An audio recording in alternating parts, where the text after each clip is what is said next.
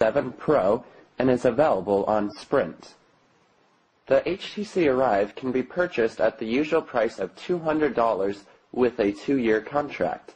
The phone will require one of Sprint's data plans, but their data plan includes free telenav GPS navigation, which works quite well and is an incredible offer compared to paying a ridiculous monthly fee to use it on T-Mobile. The phone's hardware is pretty appealing, but the phone is quite thick compared to modern smartphones. It's even thicker than an original Motorola Droid. However, it is a little thinner than the older HTC Touch Pro 2, which is nice. The phone's height is basically the same as the HD7, but its width is a little smaller, which kind of makes the screen look odd with all that extra space at the bottom for those capacitive buttons. However, when you're just looking at the HTC ARRIVE alone, it looks perfectly normal. The back design of the phone doesn't exactly fit with the front design, since the back has a more rugged brushed metal look, while the front aims for that glossy black finish. But nevertheless, the phone feels solid and well built.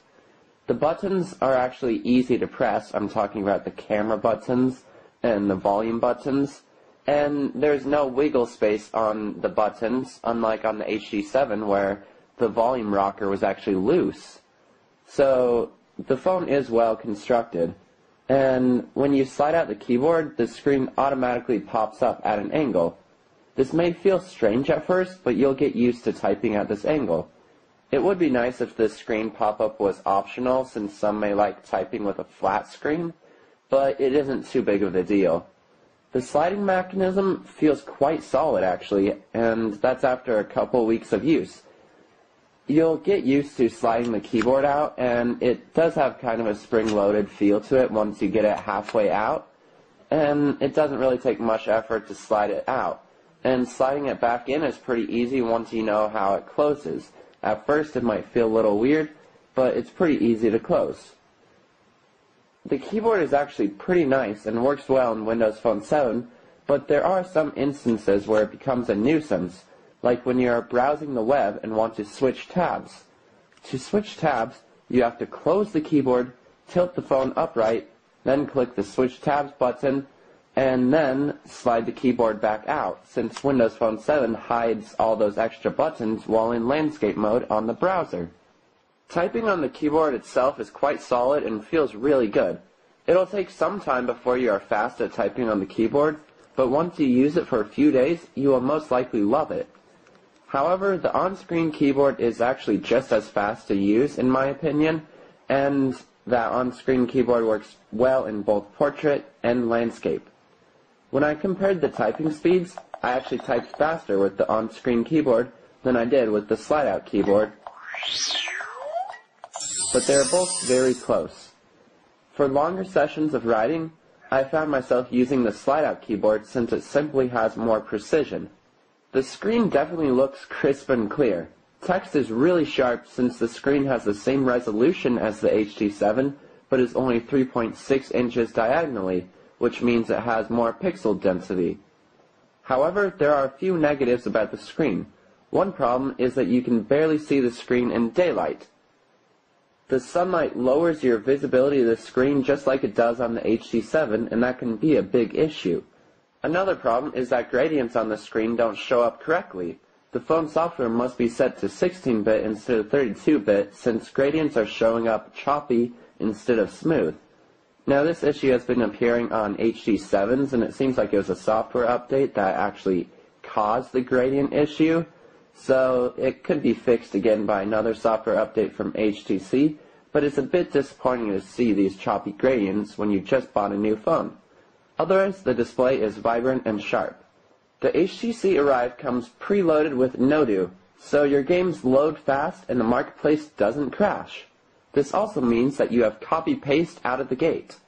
Copy-paste works extremely well, and actually made my Android using friend jealous, since it's so fast and simple to use.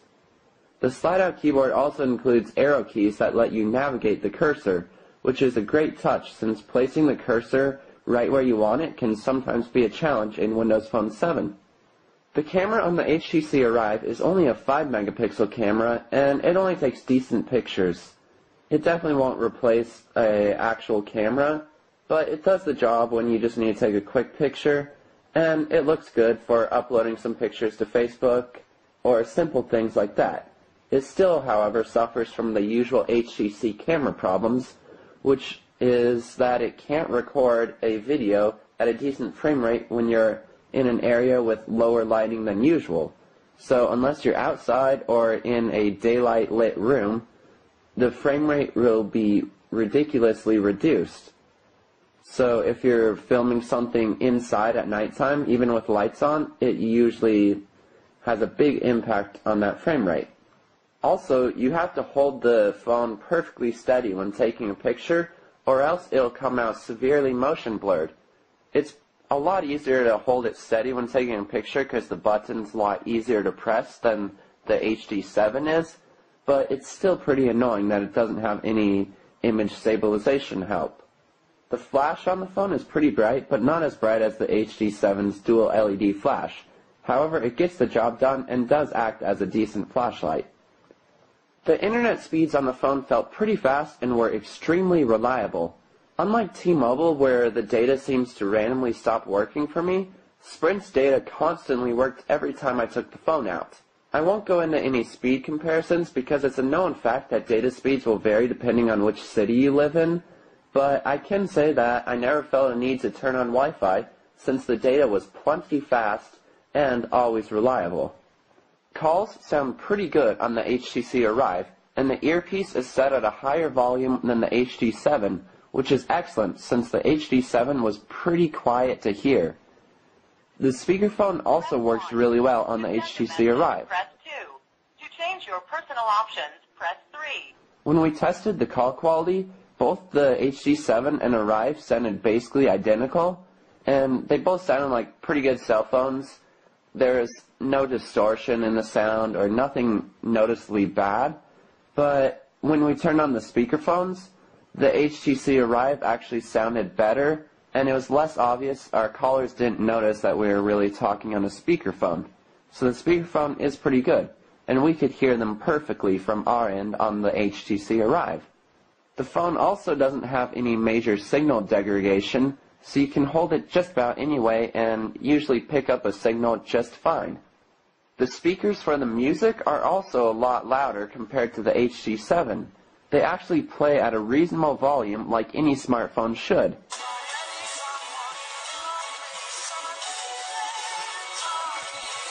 Music also sounded a lot better quality-wise through the HTC ARRIVE than it did with the HD7, and it sounded better through the speakers itself and also through plugging it into some wired speakers. So the sound quality was noticeably better on the HTC ARRIVE. Battery life was also better on the ARRIVE compared to the HD7, and you should be able to last the whole day without charging it until the next night, and that's with moderate to heavy use. You can find the HTC ARRIVE from Sprint for $200 with a 2-year contract, or if you live outside of the United States, it's called the HTC 7 Pro and is basically the same phone, except it's a GSM version instead of CDMA. Overall, the HTC ARRIVE did impress me, but it still feels way too thick for a smartphone, and I was really disappointed when my friend's Motorola Droid, the original one, was actually thinner. So that was probably the main disappointment. Also, the screen is a bit disappointing because when you're outside you can't really see it that well.